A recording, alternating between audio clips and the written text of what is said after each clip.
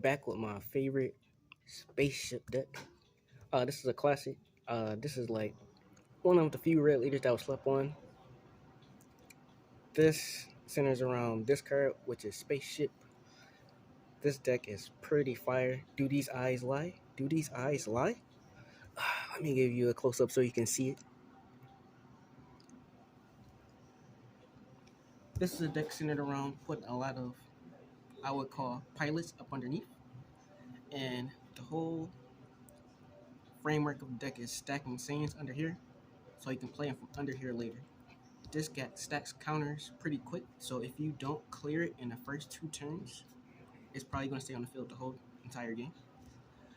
This has a function of helping you put sands under there. Same on the backside. If you have, also this plays from the deck at the beginning of the game, making it like a 49 card deck if you like to stay at 50 like I do. But I say if you between 50 and 53, you're pretty good. Backside. Also, this is a draw to awaken. Backside. Also, if they ever clear this, which I say green has the best shot, but you put in like between 3 and 5 markers a turn on this, so it's going to take a while. And all of the swings. But this lets you pay energy to play it back from the drop.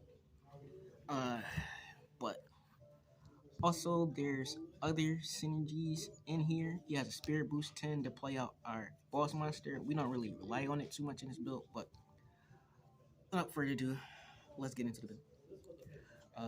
We'll just keep it like right there. Let's move this out the way for them. For our starters, we're playing 3 of this pen. It has barrier, and it puts sands up underneath, because also when you put sands underneath, that's also your draw power and mechanic. It has a limit 1 and do it once per turn. Then following that up, we got 2 Gokus, and going going for set 29. I updated it, but I have many versions of this deck. I'm just gonna let you know there. But this is like a very updated, clean, onboarded, everybody can play type version. Searching is important for the mulligan state of the game we play in, as well as it searches out my defense cards of the deck, because this can search out extra cards as well. That's why we run it. Then we're going into our turn 2 plays. We got our Goku. We ran a cool 4 of that, and following that up with a Trunks. This is our barrier, and this is kind of like one of our walls, because while this is in rest mode, they have to get rid of this, and this has barrier before they can get to my unison. And we're playing one of the Goku. It's okay. Most of my cards net me another card, but this one nets me a card from my drop, because it can put a card from my drop under my spaceship. Say if they killed one of my earlier pressure cards, I can just stack back underneath. Or if I'm playing mill and I mill something that I need under the spaceship, I can just grab it back. Following that up, this is our free one, or let me not use that term. My paper might get carried away with saying free, but this is our conditional spirit boost pan. This plays out a 15k or less GT Trunks and Goku out by just paying it 2. That's limit 1. Just defense, and also can be pressure if I need it to be. Then I don't want to get to the extra cards. Well, that is the engine core of the deck. There's a few other pieces I cut. Like there's like a blocker Trunks that's easy to get rid of, and a one that draws one as another turn 1 play, but we replaced it for the set 29 stuff. But going on to defensive utilities, 2 dispos, spirit boost. This gonna your spaceship is gonna be like between 8 and 15 markers at all times, so you have the room to do that. A lot of the pan stuff from the pan deck can work in here, because your leader is a pan on the backside. So if you have a GT Goku, you can have another negate.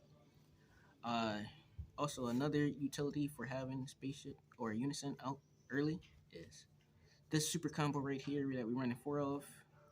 If I have a unison out, I can play or use it as turn 0, which is crazy. Also, it has a unique thing with rejuvenate that you can help stack up under if you run to run the Piccolo Junior and stuff like that. And one more Yamcha because it's part of our defense. We spirit boost a lot, so this also pressure really good with the pen. And some other uniqueness, I wanted to build this for a while when this set came out, Ultimate Advent, because we had different GT cards. When he's discarded by my effects, I can pay energy to play him. He negs something. When he attacks, he lets me combo from the drop. It's very unique synergies with this. I honestly wanted to run more of these, but these were what I could find at the time. Going back to set 29, these most underrated red card in set 29. I would say even more so than the Broly. This beans my leader when I activate the extra card. Draw when I play it. A lot of utility for being on the board, and when I play it, because it's an active main/battle, he gains barrier. So play it, beam my leader. A lot of utility just for playing extra cards. Same with this. It's just dual attack, and it replaces itself. Also, it negs when I activate the extra card. So these 2 cards being on the field defensively is very valuable. Then we going on to our top end of the deck. Actually, no, we get some more utility before that. This is how I set up my Z deck. I'll explain the combo later. SGRs, because the games told us you run your SGR. Then last few cards, the boss of the deck. New card. I don't run the Goku that everybody ran and the Vegeta. You got enough defense in the deck as is, and you'll know what I mean. And just a card that put pressure and lets me draw through my deck, because I would say every card in here draws another card. Alright, getting on to the defense of the deck. This combos out with my Ultimate Advent cards from set 26, because I discard them, I play them. Synergy. Helps win condition. Then, because this stops a counter that's being played for free or for 1 energy without paying the energy costs. Wolf Fangs, because you got Unison. And like I said before, this with the set 29 cards, especially the Ultimate Advent cards, while you got them on the field, you can just easier negs. You gotta see the gameplay. It'll be easier explaining if you watch the gameplay, which will be in the playlist. Side deck, it's much towards your whatever your format is. 2 Brolys,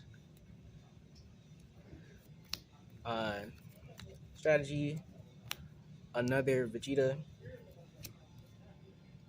2 Grand Eagles, more defense. If I face the Zamasu that wants to not let me neg they board. And then I like putting this in my red decks. My peel-off package. Really good, really strong. Nappa, in case I really want to press her and then just turn forward, just try to end the game. I really don't. This deck can play very aggressively, or it can be a better mid-range. However you want to play it. That's how I designed for however you want to pivot the deck. Then we don't have to run the Demigra because red has their own. In case I face any 30k bodies too early. Another second copy of Goku in case I place like Mill or something, or need another recovery card just to set up a kill turn. And tech for red just for like green or yellow that make me discard or gamma. and I just punish him by dropping a big bomb monster or battle card. Let me use my correct terms. Z deck, Frieza, and 3 Gokus. We are constantly cycling into this. That's what the Vegeta is for. That's our like main type of pressure. We would just swing with this. Where's the Vegeta? Discard 2, get our value. Combo this value for the turn, and then just Z awaken into this, and then swing again and get the value again. Just standard Mighty Blast set up if you can.